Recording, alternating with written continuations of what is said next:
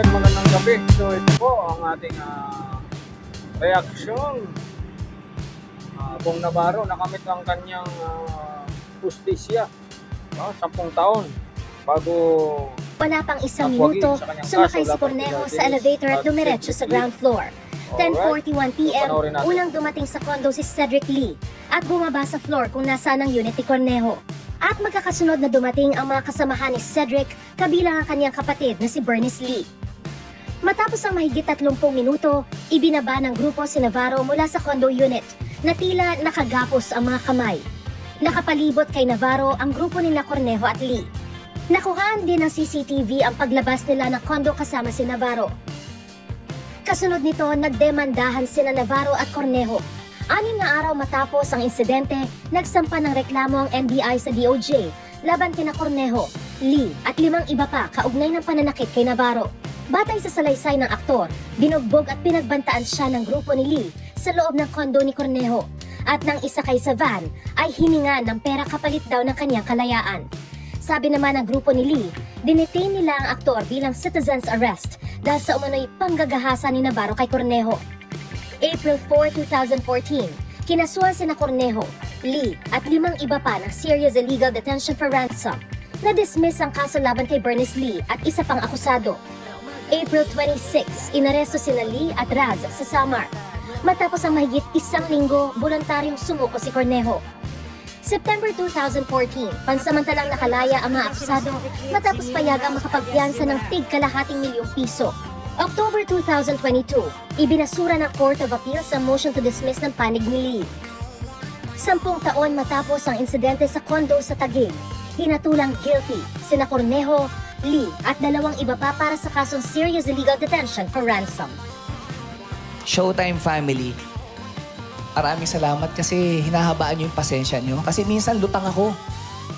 Roller coaster pinagdaanan ko, ang hirap explain pero minsan sabaw ako dito eh. Pero nandiyan kayo, kahit yung mga bitaw ko, mga hirid ko sablay, papuntang norte, papuntang south. Di ko alam pero nandiyan kayo to support me dahil alam kong mahal na mahal nyo ako.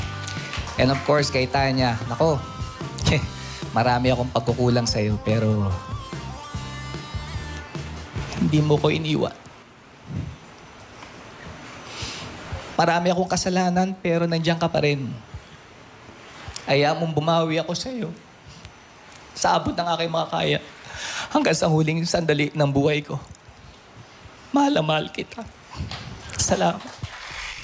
Nakapusas at hindi na nakapagbigay ng pahayag ng inilabas sa mga pulis sa Taguig Regional Trial Court ang model na si Denise Cornejo. Kasunod yan ang hatol na guilty beyond reasonable doubt laban sa kanya kay Cedric Lee, Simeon Palmaras at Ferdinand Guerrero para sa kasong serious illegal detention for ransom na inihain ng host na si Bong Navarro. Agad siyang pinaaresto, gayon din ang kapwa convicted na si Raz para pagsilbihan ng sentensang reklusyon perpetua o 20 hanggang 40 taong pagkakabilanggo. Ayon sa Taguig RTC Branch 153, maliwanag na pinagplanuhan ng mga akusado ang pagkulong kay Navarro noong 2014 para hututan siya ng pera. Patunay ayon sa korte ang naging asal nila bago, habang at matapos gawin ang krimen. Sabi pa ng korte, inakit ni Cornejo si Navarro para pumunta sa kanyang condo unit para makorner ng mga kasama niya at mahututan ng pera kapalit ng pagbawi sa blotter laban kay Navarro. Nakita pa raw sa text message ni Lee kay Navarro ang bank account ni Cornejo kung saan dapat ipadala ang hinuthut na pera. Mula sa korte ay idiniretso sina Cornejo at Raz sa Taguig Police para sa mugshot at medical process.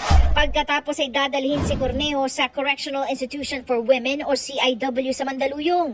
Si Raz naman sa Bilibid sa Muntinlupa. Kanselado na ang piyansa ng 4. Hindi pinagbigyan ang hiling nilang ma-extend ang bail dahil guilty beyond reasonable doubt ang hatol laban sa kanila. Iniutos din ng korte na isyuhan ng arrest warrant sina Lee at Guerrero na hindi dumalo sa promulgation kanina. 2014 pa may active hold departure order laban kay Lee. Nasa immigration lookout bulletin rin ang pangalan nila ni Guerrero. Sa kaalaman ni Ginoong Lee at ni Ginoong Guerrero na nag-issue po ng warrant of arrest po ang korte, so it will be in their best interest na mag-voluntary surrender na lang po sila. We are very confident that they will be able to do their job, which is to locate the remaining accused who are now at large.